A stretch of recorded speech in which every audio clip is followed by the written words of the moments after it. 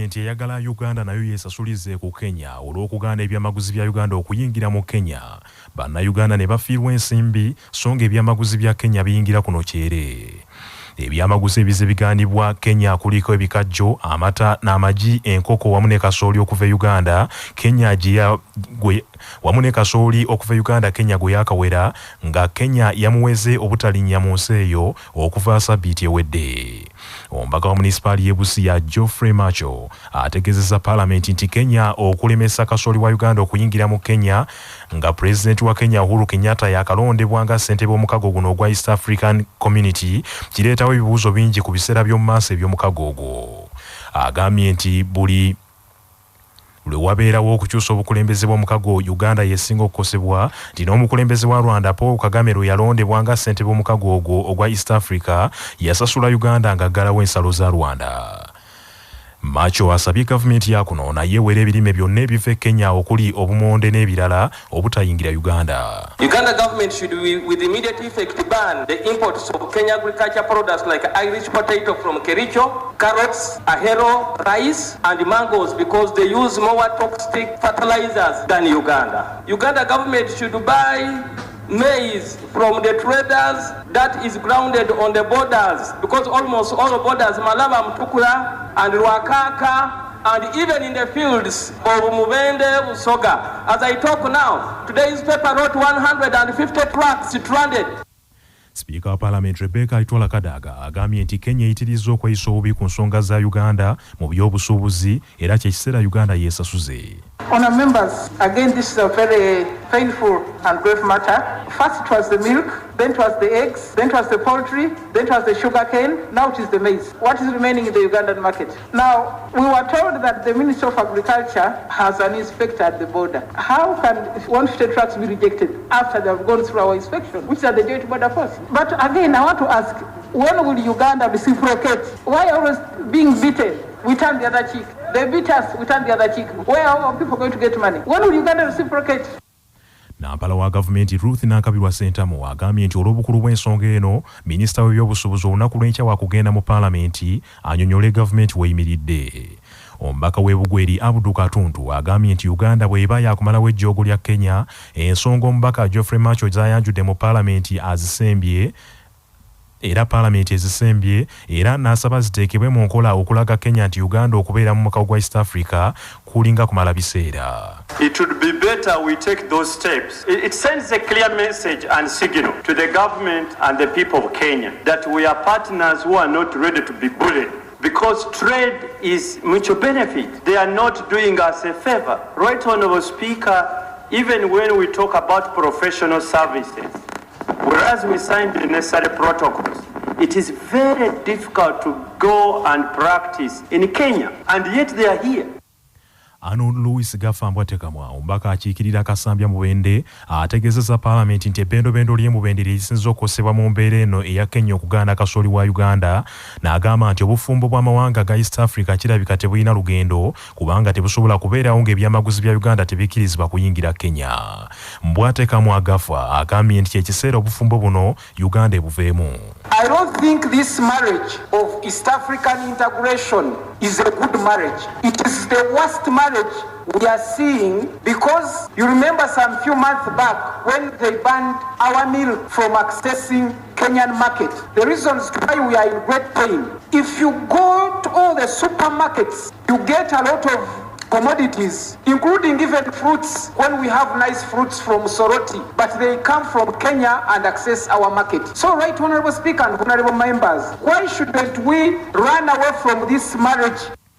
Evelyn Chemutayo mbako omukyalo wa district y'Eboko agambye nti werutuukidde leero nga n'emmotoka ezeetisse kasooli ezisukka mu 100 zikyalemeseddwa okuyingira e Kenya n'agamba nti ekisinga okubeewuunyisa ky'ekyokuba nti n'ebigimusa abalimi ba kuno bye bakozesa mu nnimiro zaabwe ate biva Kenya. Ono agambye nti ekiseera kituuse n'oluyimba lw'omukago gwa East Africa luyimirizibwe obutaddayo kuluyimba ku mukolo gwonna mu ggwanga lino kubanga omukago tegulina mulamwa. Nabulindo Jeni ombako omukyalo wa district y'e Busia annyonnyodde nti kasooli yagaaniddwa okuyingira e Kenya yatandise okumerera ku mmotoka kwe baali bamutwalira. Bw'atyo Speaker wa Parliament Rebecca Alitwala Kadaga alagidde baminisita bakwatibwako ensonga zino olunaku lw'enkya bukuukubira bagende mu Parliament bategeeze eggwanga ekiddako ku nsonga eyo. Abatandisi b'ekibiina kya National Unity Reconciliation and Development Party ekyeyubula ne kifuuka NUP bagenze mu kkooti ejulirwamu okuwakanya ensala ya kkooti enkulu gye balumiriza okufuulafuula omusango gwabwe n'etuuka n'okubaliisa. Bano ye Moses Nkonge Kibalama eyali pulezidenti w'ekibiina ekyo ne Paul Simbwa Kagombe eyali ssaabawandiisi w'ekibiina. Mu kujulira kwabwe balumiriza nti omulamuzi Musa Sekaana yabafuukira ekyambika mu musango gwawaabwa Difasi Basire ne Hassan Twaha abaali bawakanya engeri Kyagulanyi gye yakwasibwamu obukulembeze bw'ekibiina. Kinajjukirwa nti mu musango ogwo Kibalama ne Simbwa abaali kitundu ku bavunaanibwa ng'abalala abaali bavunaanibwa kuliko Robert Kyagulanyi akulembera ekibiina ekyo kaakano, akakiiko ak'ebyokulonda, ssaabawolereza wa gavumenti n'abakulu abalala mu kibiina kya NUP. Wabula omusango guno gwagenda okuggwanga Kibalama ne Simbwa basimbiddwa mu kaguli ka kkooti ne bakunyizibwa bannamateeka ba Kyagulanyi ye byaggweranga omulamuzi Sekaana abalagidde baliirire Kyagulanyi. Kaakano mu kujulira kwabwe Kibalama ne Simbwa bagamba nti kyali kikyamu nnyo omulamuzi okubakyusa n'abafuula abawaabi batuuke n'okukunyizibwa mu kaguli ka kkooti ate ng'ababakunya baali ku ludda lwe lumu nabo.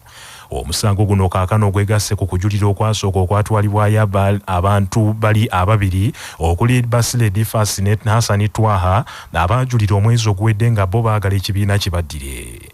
Bano baayitamu munnamateeka waabwe James Byamukama era baalambika ensonga 9 kkooti zibaagala etunulemu nga ye kkooti ejulirwamu zibaagala etunulemu okusazaamu ekyasalibwawo omulamuzi Musa Sekaana wa kkooti enkulu. Mu mpaaba yaabwe bano ababiri abatandisi b'ekibiina ekyo balumiriza nti omulamuzi Musa Sekaana yalina ekiruyi, yalemwa n'okuwuliriza obujulizi bwe baaleeta era n'ensonga zeyesigama ku kugoba omusango gwabwe tezaalimu ggumba.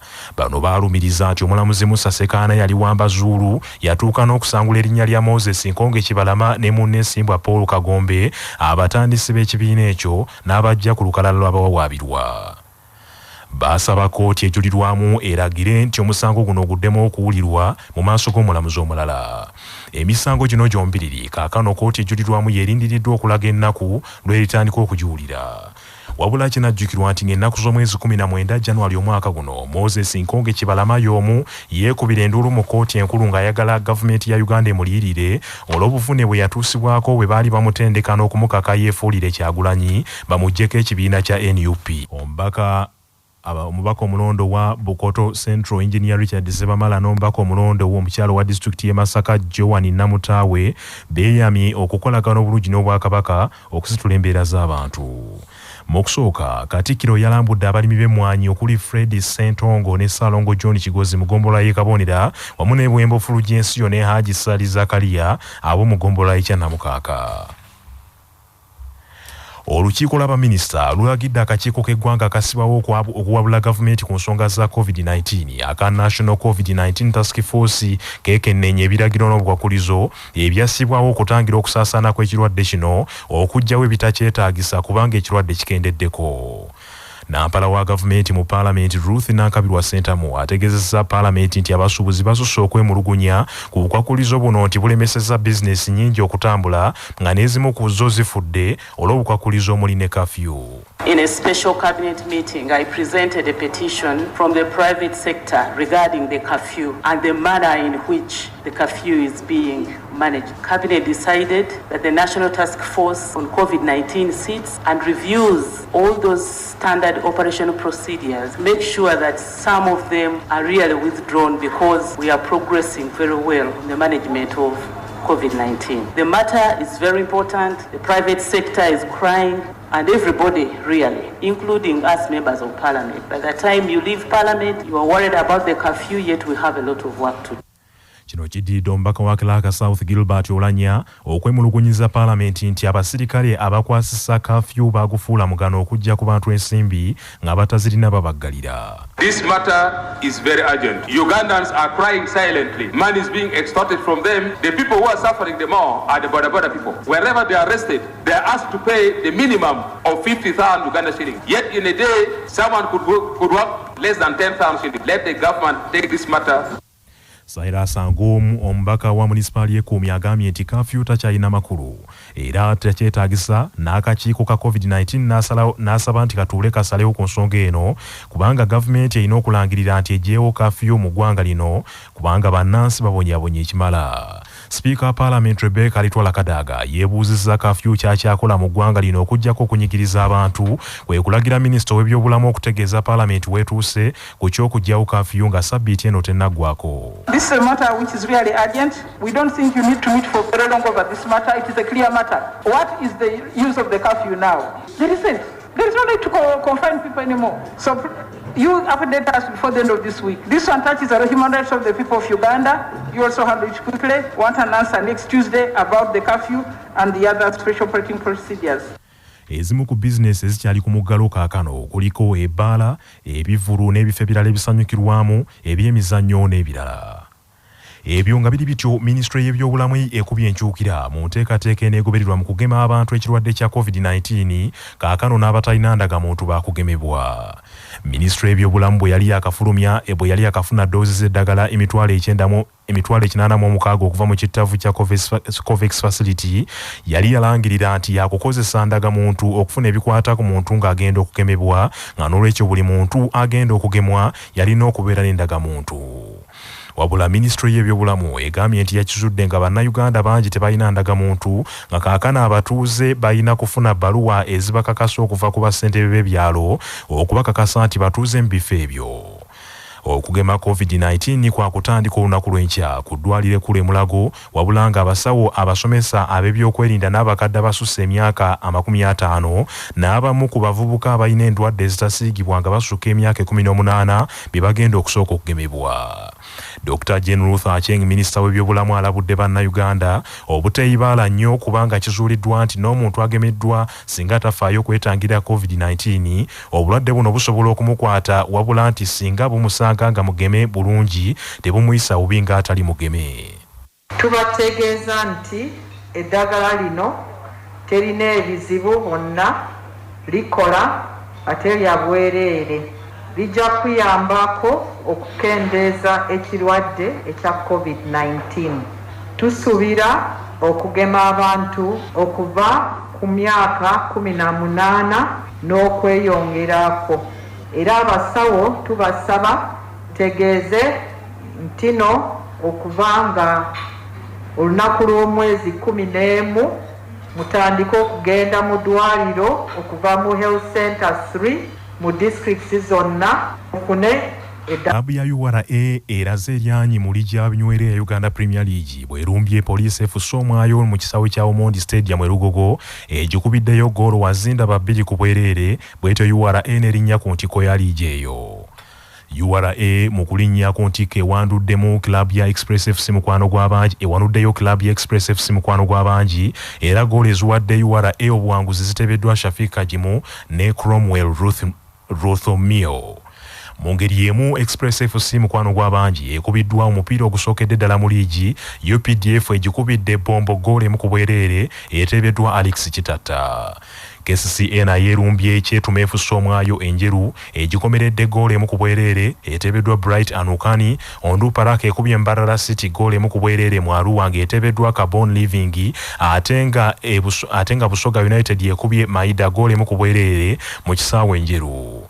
URA kaakano ekulembedde liigi n'obubonero 30. Express FC mukwano gw'abangi yakubiri n'obubonero 28. Vipers yakusatu n'obubonero 27. KCCA yakuna n'obubonero 26. Poliisi yakutaano n'obubonero 24. Olwo Kitala yeekobedde erina obubonero 2 bwokka. Ebyo nga biri bityo empaka za UEFA Champions League ziddamu ekiro kino n'emipiira 2 eky'oluzannya olw'okuddingana ku mutendero gwa ttiimu 16 ku ssaawa 5 ez'ekiro nga Juventus egenda kuttunka ne kilabu eya FC Porto eye Portugal ng'oluzannya olwasooka Porto yaluwangula goolo 2-1. Omupiira omulala Borussia Dortmund eya Bugirimani egenda kuzannya ne Sevilla eye Spain ng'oluzannya olwasooka Dortmund yaluwangula goolo 3-2. Amawulire okuva ebweru w'eggwanga. Ghana eri mu kukungubaga olw'abaana abato abaafiiridde mu nnyanja bwe babadde bagenze okukyakalako mu ggandalo lya Ssabbiiti gye tukubye amabega. balubira aba poliisi mu Uganda wetwogerera baakanyulula emirambo 12 egy'abaana abaafiiridde mu nnyanja nga bonna bali wakati w'emyaka 14 n'emyaka 17. Okugwa mu mazzi kigambibwa nti abaana bano babadde bagenze ku biici esangibwa mu kabuga akayitibwa Apam okukyakalako mu wiikendi. Kitegerekise nti abaana abo okwesoga biici bebbiridde bwebbirizi bakozesezza obukubo obwa ppanya ne beeyuna amazzi, engeri gye kiri nti biici n'ebifo ebisanyukirwamu ebirala bikyali ku muggalo olw'ekirwadde kya COVID-19 ekyazindaggana. Omulimu gw'okunoonya abaana abalala gukyagenda mu maaso era omuwendo ogw'emirambo gusuubirwa okweyongerera ddala kubanga ensonda zigamba nti ekinyumu ekyo kyabaddemu abaana bangi nnyo. Byagempuna omukulembeze wa Amerika Joe Biden asunguwadde embwaji yajja nayo ng'ayingira amaka g'obwa pulezidenti agitisse n'agizzaayo mu kyalo oluvannyuma lw'okuluma omukozi mu maka g'obwa pulezidenti. Embwa eno German Shepherd eyitibwa Major mu byafaayo bya Amerika y'embwa ebadde esoose okuyingira mu maka g'obwa pulezidenti nga baagigula nkulu wabula obusiiwufu bw'empisa bugisuubizza ebitiibwa. Wambu ono bamugobye ne munywanyi we Kyampu nga kigambibwa nti Kyampu yeffujja abadde alikolera nnyo ku bagenyi yeebuusabuusa n'okubogolera abagenyi abakyalidde Pulezidenti Biden kwe kuzigyawo nga tezinnatuuka kugwa mu mmere.